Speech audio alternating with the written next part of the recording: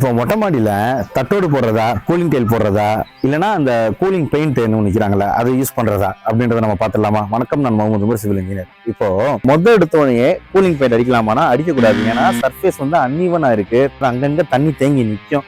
அதனால cooling paint first apply பண்ண வேண்டாம். முதல் விஷயமா இதை வாட்டர் ப்ரூஃப் பண்ணிருங்க. இந்த டெரஸை ஃபுல்லா வாட்டர் ப்ரூஃப் நல்லா பண்ணிட்டு அதுக்கப்புறம் இந்த தட்டோட கூலிங் டைலும் நீங்க போட்டுக்கோங்க.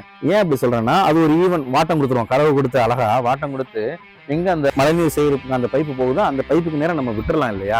இன்னும் அடுத்த பாயிண்ட் ஒன்று வைக்கிறேன்னா, கூலிங் டைலோட தட்டோடுக்கு நல்ல லைஃப் வருங்க. ஒரு 14 ரூபாய்க்கு மேல உள்ள தட்டோடு தட்டுனா டிங்கு டிங்குன்னு சவுண்ட் வர மாதிரி ஒரு தட்டோடு எடுத்து நீங்க போட்டீங்கன்னா நல்ல லைஃப் வரும். அதுக்கப்புறம் அதுக்கு மேல நீங்க அந்த கூலிங் பெயிண்ட் அடிச்சுக்கலாம். ஓகேவா? சூடை குறைக்கிறதுக்கு.